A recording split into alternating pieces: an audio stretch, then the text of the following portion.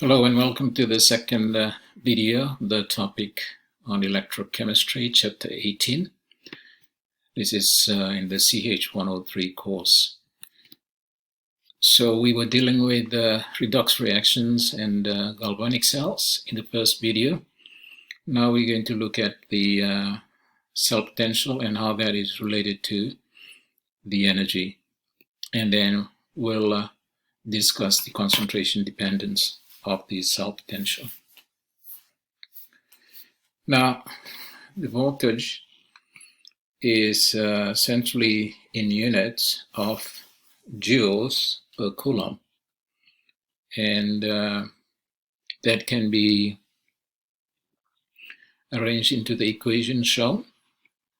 So the work, which is the energy, is related to the potential in this relationship. So if you recall, the unit of volts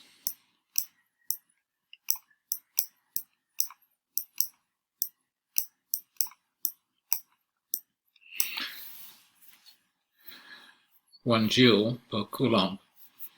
Joule is the unit of energy, and coulomb is the unit of charge.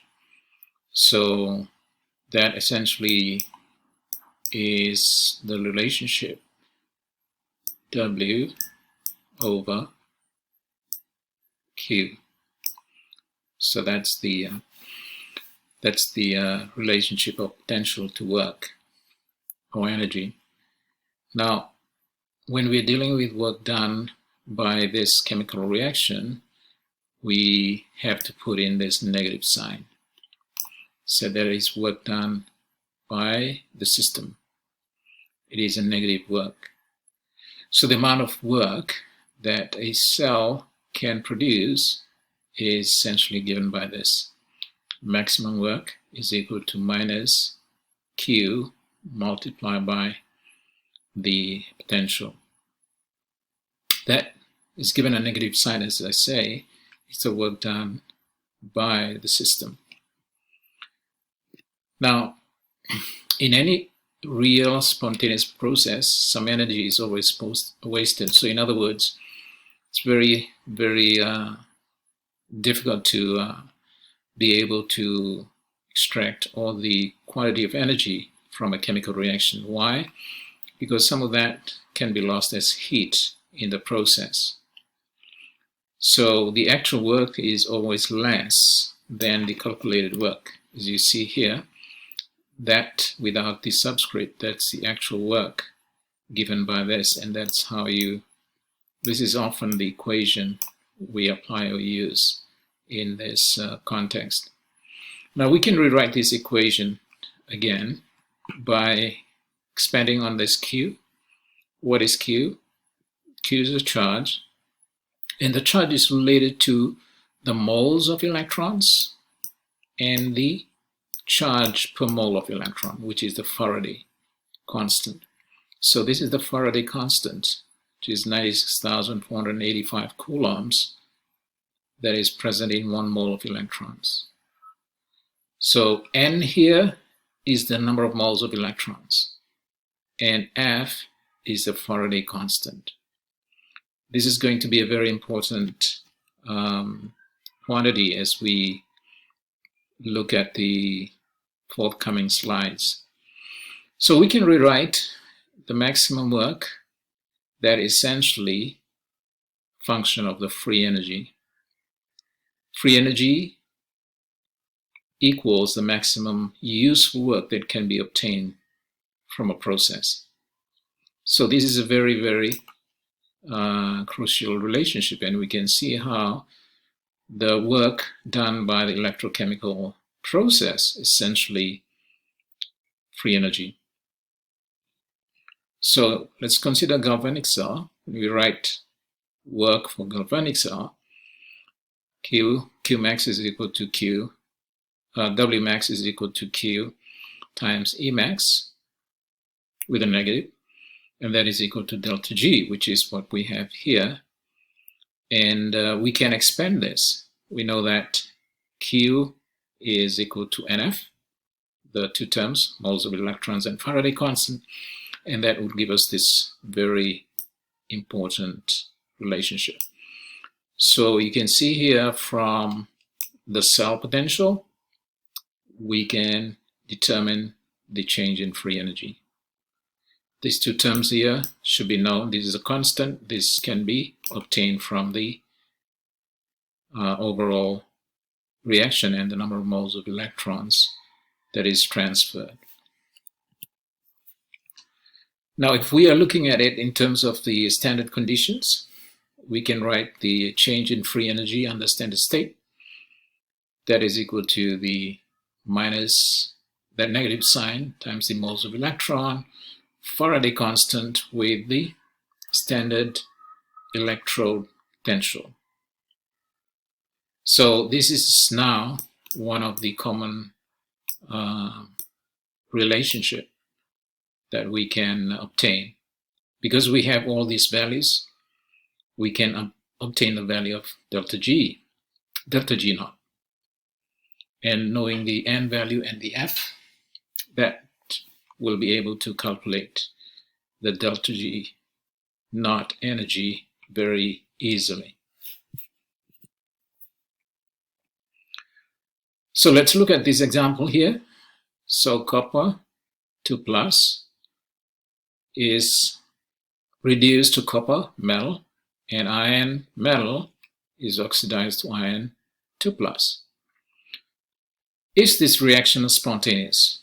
We already know that free energy is a good predictor. I mean, that's the second law, that this is a predictor of spontaneous process. Let's now can apply it in this example. So let's look at the half equations. That's the cathode, which is reduction. Copper ions are getting reduced, and that's the standard electrode potential. And in the anode, this is getting oxidized, iron to iron 2+, and that is the value with the sign. You can see that the sign is a minus 0.44 volts. So to calculate the value of the inert cell, so E cathode minus E anode, that will give us 0.78 volts. And from here you can see that the half equations adds up very nicely with the 2 moles of electrons cancelling out. So you have Cu2 plus Fe giving you Fe2 plus Cu. And now we can bring that into the calculation of the change in free energy or standard free energy change. So that's the equation. Delta G naught is equal to minus NF E naught. That's the E naught value of the cell. F, we use the constant. N, the number of moles of electrons, is 2, as you can see from the half equations. So here's the substitution. The negative sign, 2 moles of electrons, Faraday constant, and voltage. Now, the units are included here for clarity. You can see that the mole of electrons and moles of electrons will cancel out. The coulombs and the coulombs will cancel out, and you're left with the final unit, which is in joules. So note the sign. The sign remains minus 1.5 times 10 to the power of 5 joules. What does that mean? For a negative free energy, for a 1.5 times 10 to the power of minus 5 joules means that the free energy change is spontaneous. And that's what we've learned in the principles using free energy as a indicator of spontaneous process. So the negative sign of delta G naught and the positive sign of the E naught cell is a setup for a spontaneous reaction, and that is what is defined by the galvanic cell. So let's look at this example for any galvanic cell to operate. Which one of this is true? The last one here. You can see here that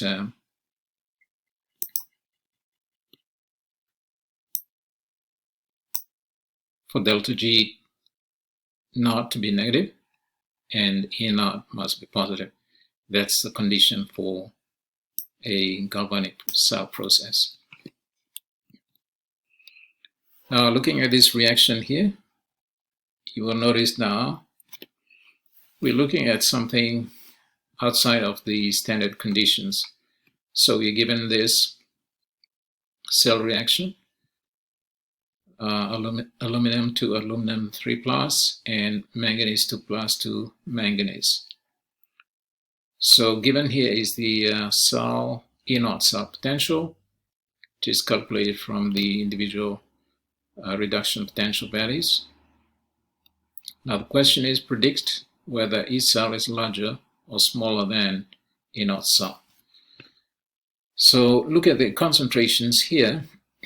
In the first scenario, aluminum 3+ is 2 molar, which is now changing from the standard concentrations of 1 molar, while keeping this at standard concentration of 1 molar. So according to Le Chatelet's principle, this is what we should see. If you increase the concentration of aluminum 3+, then this favors the reverse reaction. And look at this one here. If you increase the concentration of Mn2+, what will happen?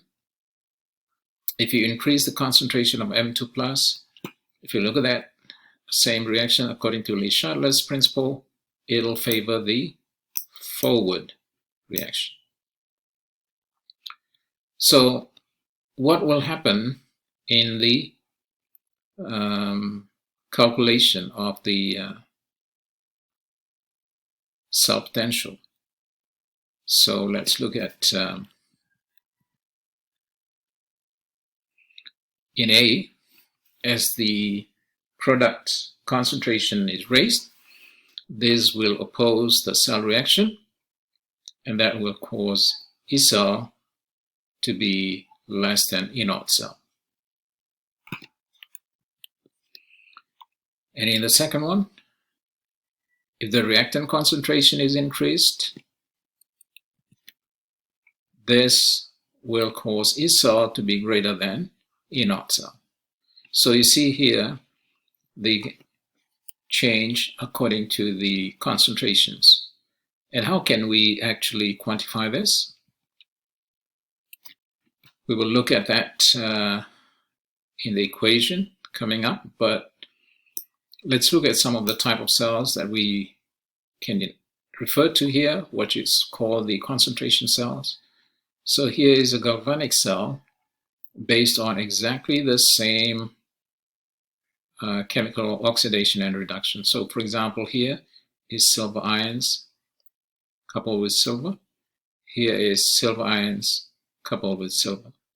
So when you have this sort of cell containing both, that's called concentration cell. The reason is that here are the two concentrations, 0.1 molar, 1 molar. So the only difference between the two compartments here are the concentrations. So cell potential is a factor of the difference in concentration. That will be the only variable governing the cell potential. And voltages are rather small when we are dealing with this. So here, for example, if you determine the direction of electron flow for this particular cell. As you can see here, this is 0.1 molar Fe2 plus, and this one is 0.01 molar Fe2 plus, and this is 0.1. So you see here the setup. Essentially, the electrons will flow from the anode, which is the oxidation part, to the cathode, which is the reduction part. And the flow is to bring about the concentrations of electrons, or the quantity of electrons, to make these concentrations the same.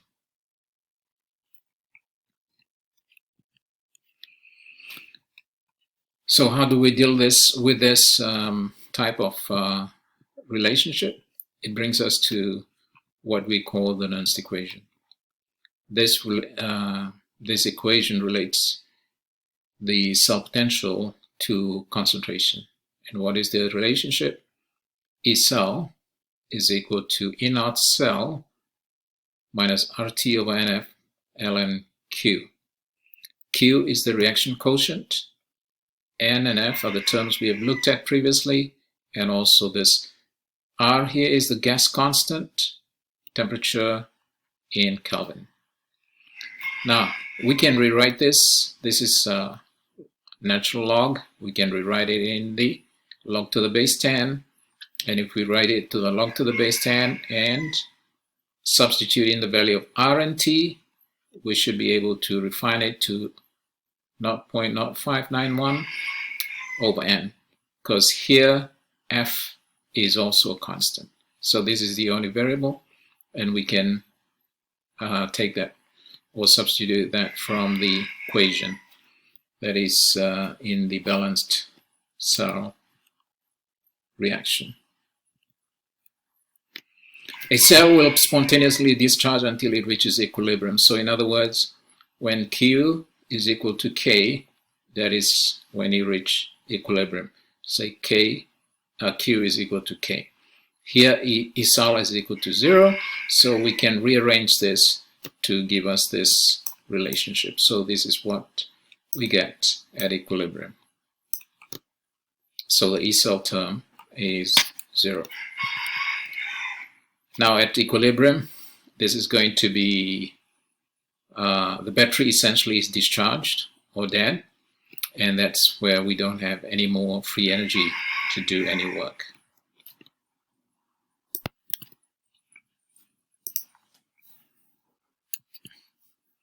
So here's an example using the Nernst equation. You're given the half equations. This is VO2, vanadium oxide 2 plus,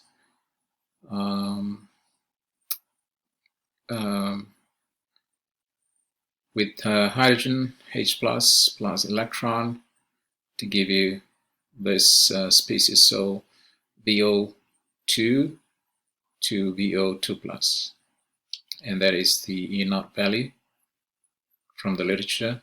That is zinc. That's the E naught value for zinc from the literature. So now, given the temperature and the concentrations,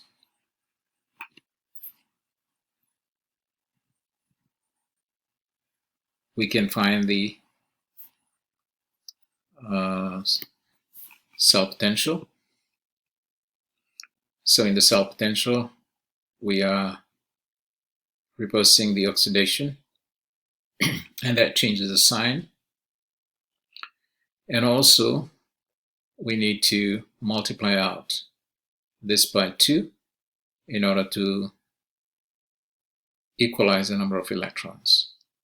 Notice that when you multiply, we don't change the value of the potential. So that gives us the overall reaction or cell reaction, which is balanced, and that's the calculated E naught cell, 1.76 volts. Now, since the cell contains compartment at concentrations other than a molar, we must use the Nernst equation. Here n is equal to 2, so we can make substitution. So E is equal to E naught cell, that is E cell, 0.0591 over n log Q. So that's what we calculated, 1.76. 2 is the moles of electron transferred.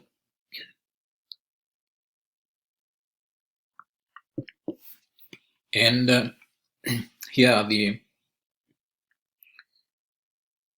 Q terms, concentration of the products over the concentration of the reactants. And notice that it's the same expression of the mass balance. These are raised to their coefficients. So this one is 2 and H plus is 4. So now we can bring in the concentration terms that are given in the question and substitute. And now it should be able to solve that. So it comes to 4 times 10 to the power minus 5. Take the log of that. It's 0.13. And this multiply by this, and gives you 0.13. And so 1.76 plus. This changes the sign because of the log of this is negative, so it changes the sign. So you come up with 1.89 volts. Now, consider the cell described below and calculate the cell potential. So using the cell notation form, you should be able to work out the oxidation and reduction process here, and then using the values of the E naught or standard cell potential, we can calculate the value of cell potential. Notice that the concentration here is given in the molar. Now calculate the cell potential after the reaction has operated long enough to have zinc 2 plus change to 0.2 molar. So you see this change, and then change in the concentration, and then T is the standard temperature. So we can apply E is equal, that is E cell, is equal to E naught cell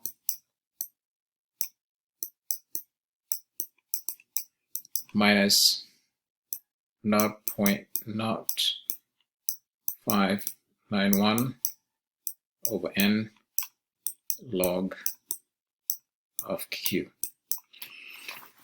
So we need to find the cell reaction here. Find the cell reaction from these two half equations. So remember that this one should be cathode. It's on the right. And this one is going to be the anode, which is the oxidation. So knowing that, we should be able to go ahead and find the E naught cell. Now once we find E naught cell, we can then substitute this into the equation, where N is the number of moles of electrons and Q will be the concentration of the products over the concentration of the reactants. So I would like you to check that out, and the answer, check that your value comes out to be similar to this value.